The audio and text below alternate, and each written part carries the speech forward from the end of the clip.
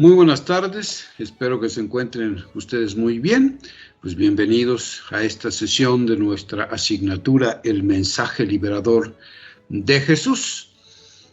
Vamos a empezar a entrar ya en los temas propiamente dichos de nuestra asignatura, una vez que en la clase pasada ustedes han conocido de manera general cómo están estructurados los diversos temas que iremos recorriendo a lo largo del semestre para lograr el objetivo que también analizamos en la clase anterior. Y entonces, el primer tema que tenemos que analizar es el de las esclavitudes del mundo contemporáneo. ¿Por qué empezamos con este tema? Pues es muy sencillo. Nuestra asignatura se llama El mensaje liberador de Jesús. Estamos asumiendo que ese mensaje solo tiene pertinencia si el hombre contemporáneo descubre o se descubre a sí mismo como atado, como esclavizado, como impedido por ciertas realidades que le impiden ser totalmente pleno, realizado, feliz, logrado como ser humano. Es verdad, estamos partiendo de un presupuesto. Sin embargo, vamos a descubrir si esto es así, si este presupuesto es válido, si esta hipótesis es válida. Es decir, vamos a descubrir cada uno de nosotros, a través de las dinámicas y de la reflexión que haremos sobre este tema, si de alguna u otra manera estamos esclavizados o atados por alguna realidad. Por eso vamos a partir de la reflexión sobre las esclavitudes del hombre contemporáneo. No cabe duda que el anhelo de libertad está inscrito en lo más profundo de los corazones de todos y cada uno de los seres humanos. Todos queremos ser libres. Todos buscamos diversas maneras, diversos caminos para liberarnos. Jesús tiene una propuesta muy específica. Pero bueno, antes de entrar en esta propuesta de Jesús para liberar al hombre contemporáneo, debemos analizar cómo está estructurada nuestra sociedad contemporánea, cómo es que las ideologías que esta sociedad ha decidido asumir como válidas para caminar, para desarrollarse, sin embargo, finalmente le constriñen, le oprimen, le esclavizan, no le permiten lograr el sueño tan anhelado de la libertad. Muy bien, este tema lo desarrollaremos a través de una presentación que ahora mismo les comparto. Sobre esta presentación, ustedes desarrollarán alguna actividad en la plataforma, pero en su momento les indicaré en qué consiste. Entonces, bueno, ustedes presten atención al video, vayan tomando sus apuntes, hagan sus anotaciones, qué sé yo, para que tengan la materia prima con la cual elaborar su actividad entregable.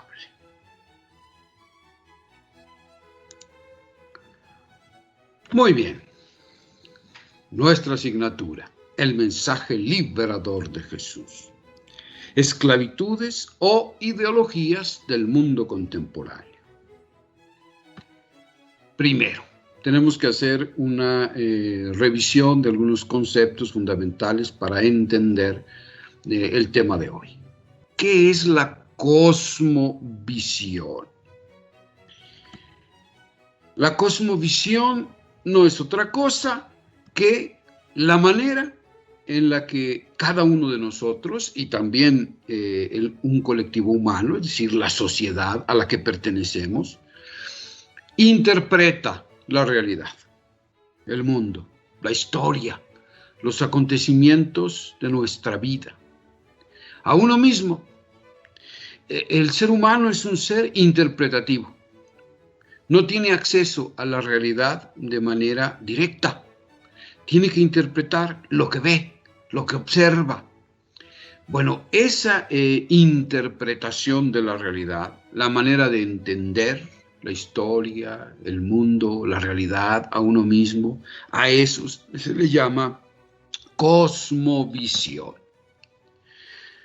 Hay ciertos factores que orientan esa cosmovisión o que la determinan de algún modo.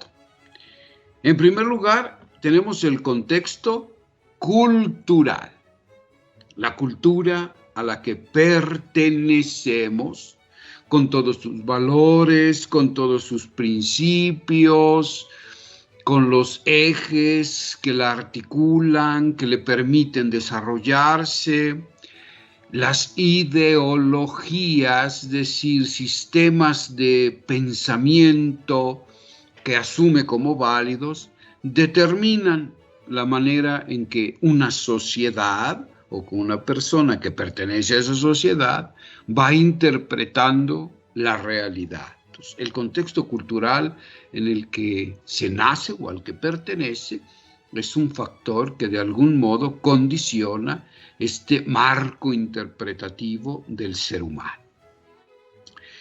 Pero también el contexto familiar, sin duda, la educación que recibimos en la familia va determinando también cómo entendemos el mundo fuera del contexto familiar y por lo tanto cómo nos conducimos. En la imagen que tienen ustedes allí en su pantalla. Pueden ver a este niño que se ha convertido prácticamente en un tirano, ¿verdad? En un rey. Podemos verlo ahí encima de la mesa, en actitud precisamente tiránica, y los padres totalmente sumisos ante este niño, ¿verdad? Que se ha empoderado de forma desproporcionada.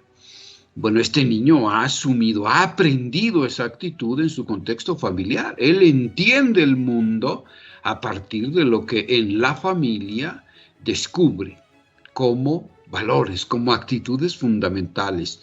Puede ser de manera explícita o puede ser de manera implícita, con la misma actitud de los padres de familia. Entonces, el contexto familiar es determinante. Por otro lado, también el factor genético, sin duda también influye en la cosmovisión, en la manera de plantarse ante el mundo, de entender el mundo y de plantarse ante él y de vivir de cara a los retos que presenta ese mundo, ¿no? Todo eso es la cosmovisión. Pues el contexto cultural, el contexto familiar, el factor genético, sin duda determinan la cosmovisión de un individuo e inclusive de una sociedad. Ahora, esa cosmovisión que efectivamente está de algún modo condicionada, algún modo determinada, aunque no de modo absoluto, debemos decirle, el hombre y la sociedad conserva un mínimo de libertad para poder tomar decisiones. Pero, sin embargo, sí son condicionamientos dignos de ser tomados en cuenta. Y es muy importante que el sujeto y la sociedad misma se dé cuenta, se haga consciente de esos condicionamientos para poder, en un determinado momento, cambiarlos o transformarlos. Sin embargo, si estoy diciendo que no es absolutamente determinante estos tres contextos, cultural, familiar o el factor genético, el individuo conserva entonces una determinada libertad. Y esa libertad, en primer lugar, se expresa en la capacidad de asumir o rechazar ciertas ideologías. ¿Qué son las ideologías? Estas ideologías que se presentan en estos ámbitos culturales, familiares, y el individuo entonces tiene la opción de asumir o rechazar estas ideologías. ¿Pero qué son las ideologías? Las ideologías son discursos lingüísticos que determinan la estructura de pensamiento y la orientación vital de la existencia. Son sistemas de pensamiento, no son ideas aisladas, sino que son un sistema de pensamientos que transmiten una determinada imagen de la realidad. Son discursos lingüísticos. Y los discursos lingüísticos que nosotros asumimos como válidos determinan la estructura del pensamiento y también la dimensión ética, la orientación vital de la existencia, hacia dónde se dirige el hombre, qué quiere lograr, cuáles son sus metas finales. Todo esto lo determina en buena medida la ideología, el sistema de valor que el sujeto o la sociedad admite como válidos y a partir de los cuales orienta esa existencia. Hoy las neurociencias nos han demostrado que en efecto el cerebro tiene la capacidad de transformarse, de cambiar. A esto se le llama neuroplasticidad.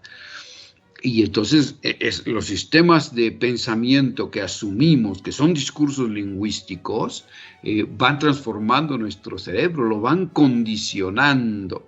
De aquí la importancia de identificar estos sistemas de pensamiento, de ideas, que nos presenta los diversos contextos, la cultura o la familia, ¿no? Lo que nos decimos nos determina. Aquí la importancia de hacer conciencia de las ideologías. ¿Y cuáles son las ideologías que precisamente transforman nuestro cerebro y de algún modo incluso determinan el sentido de la vida que nosotros asumimos? Entonces, vean ustedes la importancia neurálgica que tiene la concienciación de las ideologías que se nos presentan. ¿Cuáles son las principales ideologías que hoy conforman la cosmovisión personal y social de la sociedad en la que ustedes y un servidor nos encontramos inmersas? La primera de ellas, el individualismo, ¿no? El síndrome del yo-yo, ¿no? Es decir, del yo, el yoísmo. Una sociedad que está constituida por individuos aislados, por puros yoes, que consideran que en ellos se encuentra toda posibilidad y toda capacidad para su pleno desarrollo, para su felicidad, y el otro aparece como un objeto del cual se hace uso o bien desuso. El otro no es un sujeto, sino es un objeto. Esta es una característica fundamental del individualismo. El otro no existe como un sujeto de derechos y de reconocimiento. Es un objeto que se puede desechar cuando ya no sirve. Aquí la relación es meramente comercial. Yo te ofrezco un bien, si a ti te apetece ese bien, lo tomas a cambio de que tú me des a mí otro que a mí me sirva. Y en la medida en que esa relación es conveniente para ambos, pues se mantiene, pero es una relación superficial, es una relación accidental, no es una relación esencial, porque en cuanto el otro ya no me sirve, lo desecho tranquilamente. Entonces el otro es objeto de mis deseos, de mis intereses. En tanto lo satisfaga, lo utilizo, y si no lo hace, pues lo desecho tranquilamente, ¿no? Entonces, no existe en la imagen que están ustedes viendo allí, en la parte baja de su pantalla, pues ven ustedes ahí puros yoes, ¿verdad? La categoría del nosotros como una categoría que genera comunión, que genera proyectos de vida comunes, no existe.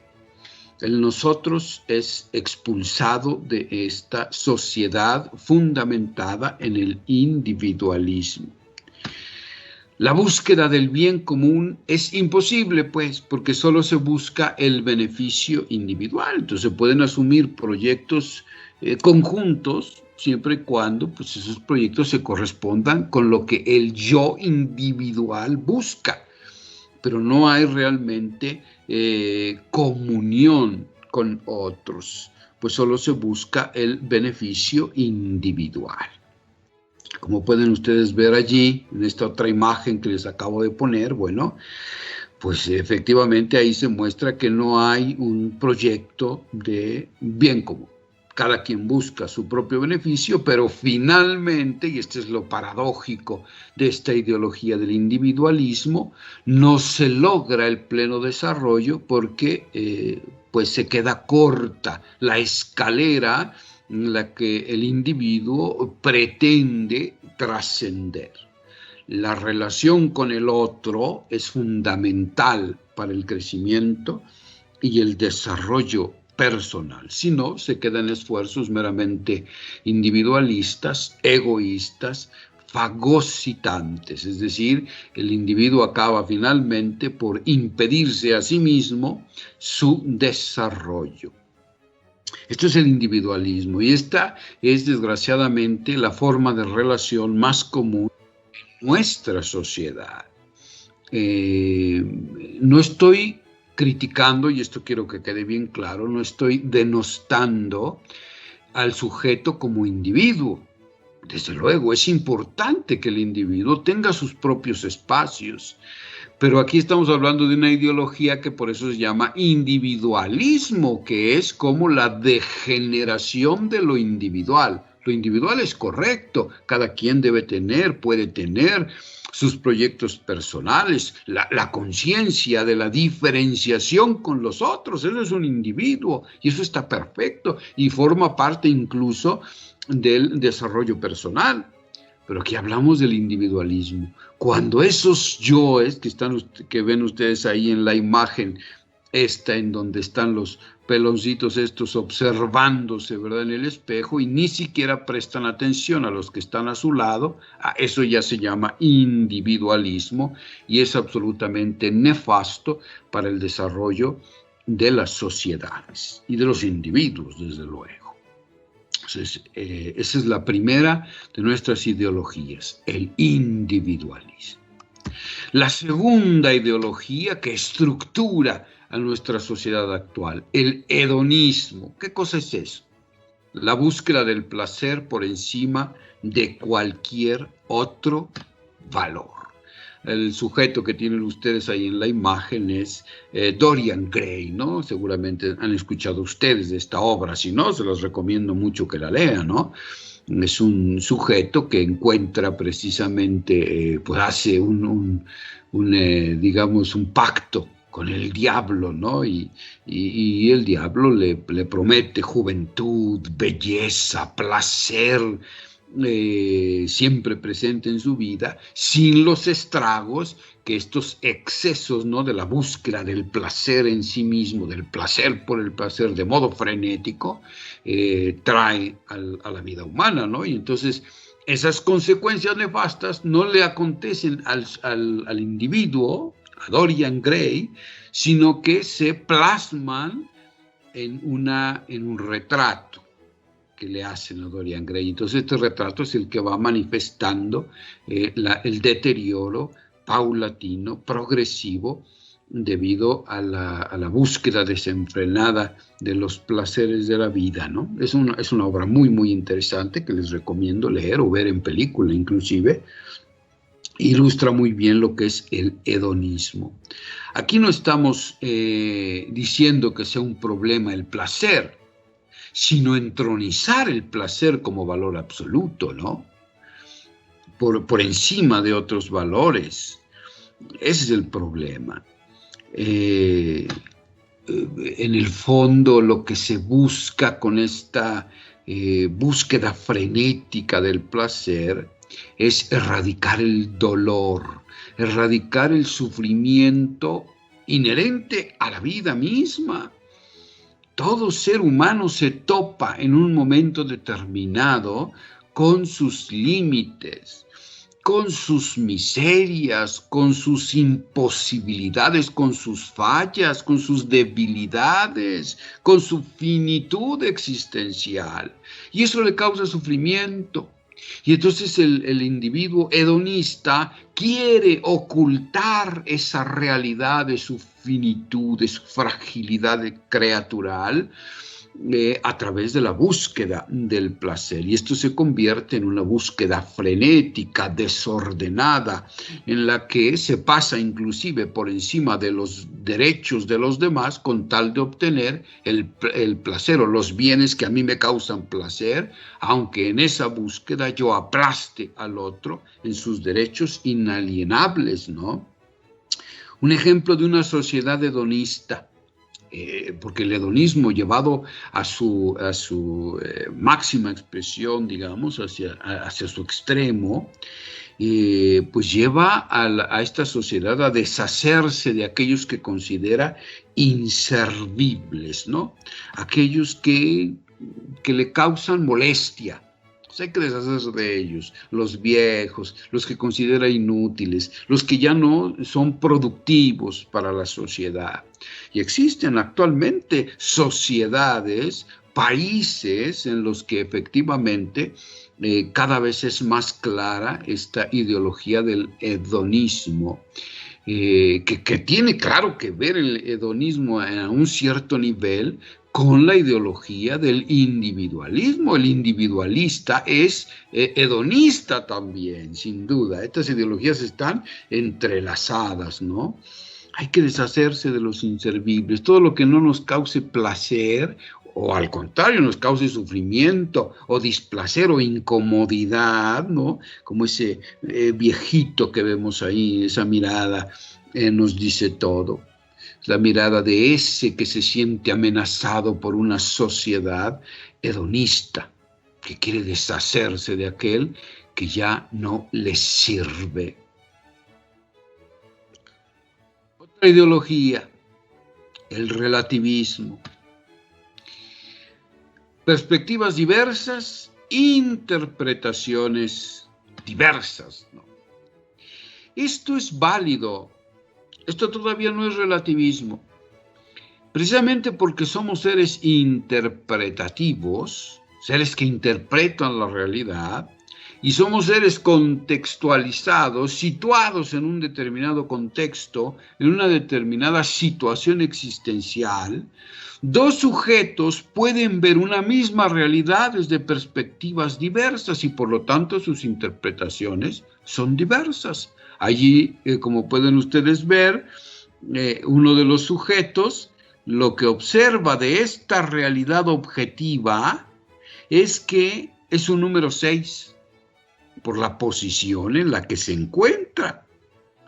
Este otro individuo lo que ve acerca de esta realidad objetiva es un número 9 por la posición en la que se encuentra. Ambas interpretaciones son correctas si atendemos al contexto. Son correctas, pero relativas, es decir, no absolutas. Lo absoluto aquí está. Esta es la realidad absoluta, pero como les decía yo, el individuo accede a esta realidad a través de una interpretación que se da en un contexto determinado.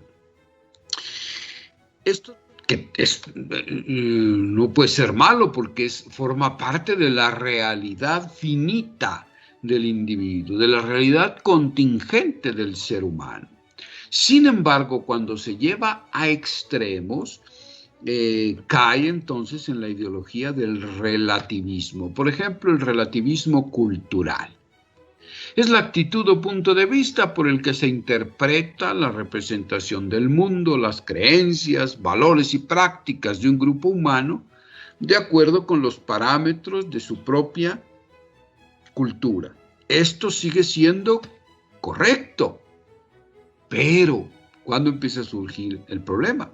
Aquí tenemos en esta imagen pues a dos individuos, ¿no?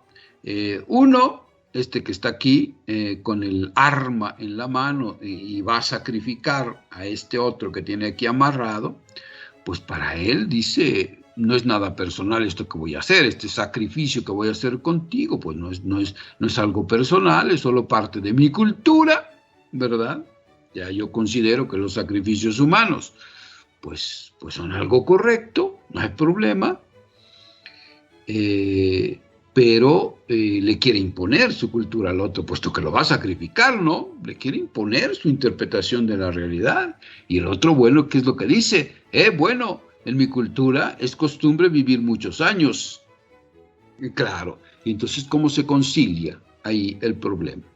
El problema es cuando se quiere imponer esa perspectiva cultural, esa interpretación cultural, cuando se quiere imponer a los otros por la fuerza. Ahí empiezan a surgir los problemas. Cuando el relativismo se convierte en una ideología opresora, en una ideología impositiva, arbitraria. Relativismo moral. El relativismo moral es la idea de que las opiniones morales o éticas, las cuales pueden variar de persona a persona, son igualmente válidas y ninguna opinión de lo bueno y lo malo es realmente mejor que otra. Ahí empezamos a sentar las bases del problema. El relativismo moral. Ya no empiezan a existir en esta ideología del relativismo, no empiezan a existir valores objetivos, valores absolutos, como por ejemplo en la imagen que tienen ustedes a la derecha, en el del sacrificio humano, ¿verdad?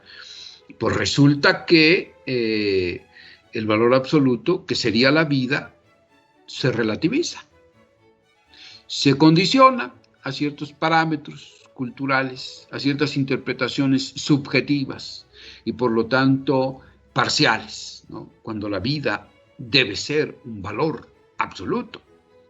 Y entonces ahí viene el relativismo moral. Si para mí es bueno matarte, pues eso es bueno. Y no importa que tú consideres que el valor a la vida es absoluto. ¿Me entienden? Están captando cuál es el problema del relativismo.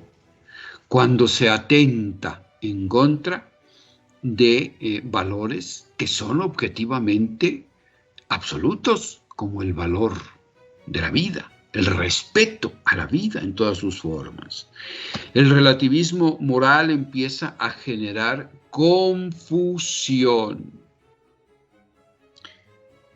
¿Por qué? Pues porque resulta que ya no se pierden, digamos, los pilares, los valores objetivos que permiten a una sociedad o a los individuos que pertenecen a esa sociedad, les impiden asumir eje de valores, de principios no absolutos, pero que sí están en referencia a un valor absoluto. Deben ser ideas o principios, valores o principios que vayan siempre alineados al respeto, a conservar esos valores objetivos absolutos, como estoy hablando aquí, por ejemplo, el valor de la vida, el respeto a la dignidad de las personas, ¿no? En la imagen que tienen ustedes ahí a su derecha, que les he puesto, de un padre de familia que está a punto de golpear al hijo pequeño, ¿no? Es una clara muestra de esta imposición arbitraria de una interpretación particular. Es curioso, pero el relativismo acaba siempre convirtiéndose en un totalitarismo, como afirma Benedicto XVI, uno de los grandes pensadores del siglo XX. Cuando el relativismo moral se absolutiza en nombre de la tolerancia, los derechos básicos se relativizan y se abre la puerta al totalitarismo. Esto es una gran paradoja. Se empieza por afirmar que no hay valores absolutos y se acaba por imponer a los otros mi propia interpretación particular. mi interpretación relativa de la realidad. Todo relativismo se acaba convirtiendo en un totalitarismo.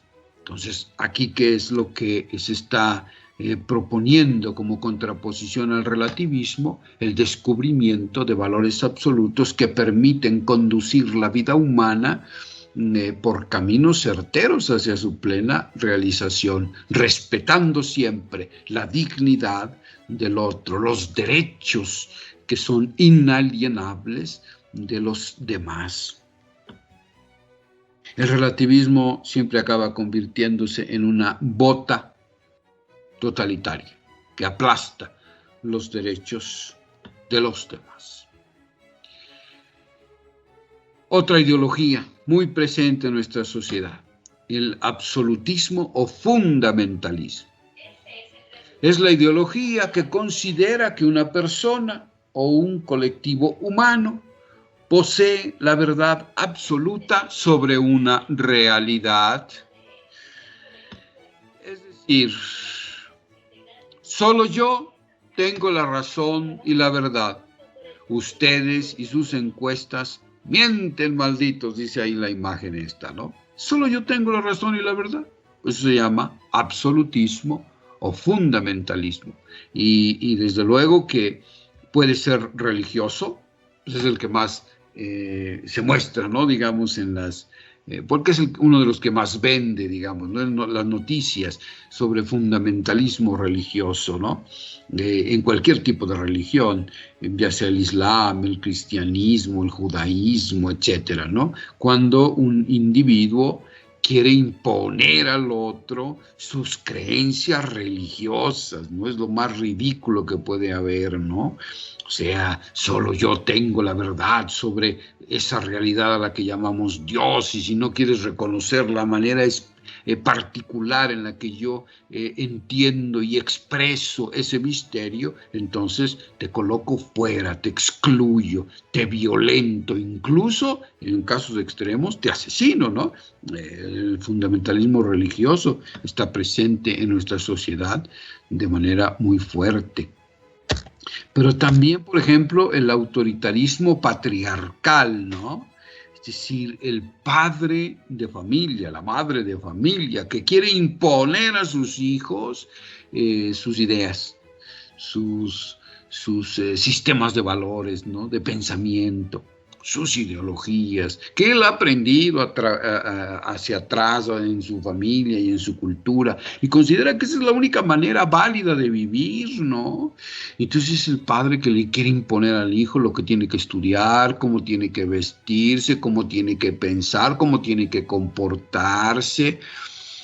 No porque esté en función de un valor absoluto, como por ejemplo el respeto a la dignidad del otro, o el respeto a la vida, a la libertad, el derecho a ser diferente. Esos son derechos humanos.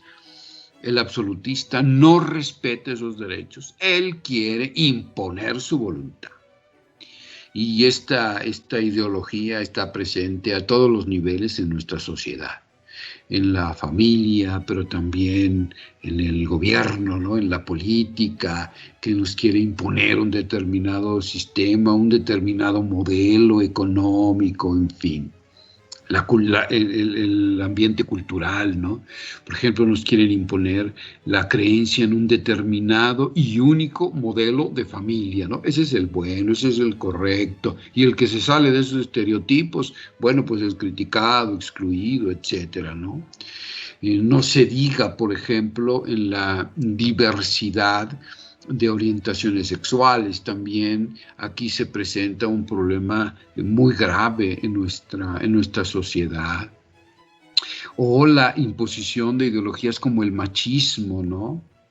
Que considera a la mujer como un ser inferior, ¿no? Al cual incluso se violenta por el mismo hecho de ser mujer, y se le considera inferior, y se le quiere pagar menos, y se le valora menos. Todos estos son expresiones del absolutismo o fundamentalismo. Una de las características principales del fundamentalismo es que está prohibido pensar. Por ejemplo, en el fundamentalismo religioso, la presencia de las sectas, ¿no? En las que el pensamiento diverso, el pensamiento distinto, el pensamiento incluso que se opone al que esta secta considera como central y único, entonces se le excluye a la persona, se le violenta, se le denosta, ¿no?, en su dignidad, etc. El absolutismo es una ideología que está muy presente en nuestra sociedad. La ideología del consumismo, que es la tendencia al consumo excesivo e innecesario de bienes y productos. Bueno, esto lo vemos desde luego de manera cotidiana, ¿no? La perversa mentira de confundir ser y tener. Es una ideología muy peligrosa que nos hace pensar que el sujeto adquiere valía por lo que tiene y no por lo que es. Por eso, ante esta ideología, el autoconocimiento, la reflexión, la concienciación de la dignidad inalienable del sujeto, que se da y se puede descubrir sobre todo a través de el ejercicio permanente de la introspección, por ejemplo, para encontrarse con el yo verdadero y desprenderse de todas las etiquetas que la sociedad nos quiere imponer, es fundamental para liberarse de esta ideología. Jesús tendrá un camino de liberación, pero no solo Jesús, también, por ejemplo, el Buda. Y también, por ejemplo, la psicología transpersonal, son caminos de liberación que analizaremos aquí en el curso, ¿no? Pero esta ideología está muy presente, Entonces, tú solo vales por lo que tienes, no por lo que eres. Ser o no ser, tener o no tener, esas son dos cuestiones fundamentales para descubrir el sentido de la vida. ¿Cuáles son las consecuencias del consumismo? Pues tiene muchas consecuencias, ¿no? A nivel, por ejemplo, ecológico, ¿no? El consumo excesivo genera gasto de energías y materiales, contaminación, cambio climático, porque se consume vorazmente lo que el planeta tiene como bienes naturales y que muchos de ellos no son renovables, pero esto para el consumista no tiene valor, porque lo que quiere es satisfacer su placer, su necesidad en el aquí y en el ahora, en el momento presente. Fíjense ustedes cómo el consumismo también tiene relación con el individualismo, con el hedonismo. Es decir, todas las ideologías están interconectadas, ¿no? Solo hazlo, ¿no? Es decir, produce, consume, ¿no? Y ahí tenemos una crítica que se le hace a la marca Nike o Nike, ¿verdad? La que se dice, ¿verdad?, que se explota a niños, a personas de otros países, de grupos vulnerables, para producir con mano de obra muy barata y poder satisfacer esta necesidad de consumo de la sociedad. Esclavos explotados entonces por la sociedad de consumo. El consumismo produce daños en la sociedad a nivel humano, pero también en el planeta, ¿no? Daños ecológicos. Conclusiones. Las ideologías determinan la cosmovisión personal y colectiva y por lo tanto la orientación existencial de la vida, las opciones, valores y el comportamiento de cara a los retos que el mundo contemporáneo pone delante del hombre. El individualismo genera sociedades insolidarias, individuos incapaces de generar vínculos, relaciones interpersonales significativas y dotadoras de sentido a la vida humana. El hedonismo lleva al individuo y a la sociedad a niveles inaceptables de búsqueda de placer y por lo tanto de renuncia a un componente esencial de la vida humana. Disculpen ustedes, ahí me faltó una A. El irrenunciable dolor que comportan las relaciones interpersonales auténticamente humanizadoras.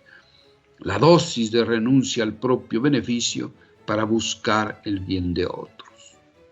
El relativismo, al rechazar toda verdad objetiva, introduce en la mentalidad personal o colectiva un caos, una incapacidad para el diálogo verdadero, pues lo que importa finalmente es la verdad particular y nada más. El mayor peligro radica en que acaba abriendo la puerta al fundamentalismo y la violencia. El absolutismo o fanatismo genera sociedades violentas y exclusivistas que pretenden erradicar la riqueza de la diversidad. El consumismo genera seres humanos depredadores de sí mismos y del medio ambiente que les rodea.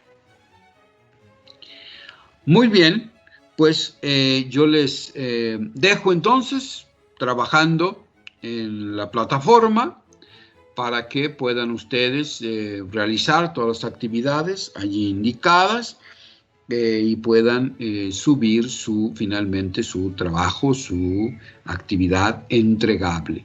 Por favor, les pido, como siempre, que cumplan en tiempo y forma con las actividades entregables, que lean cuidadosamente las indicaciones, que vean todos los recursos que aparecen ahí en la plataforma.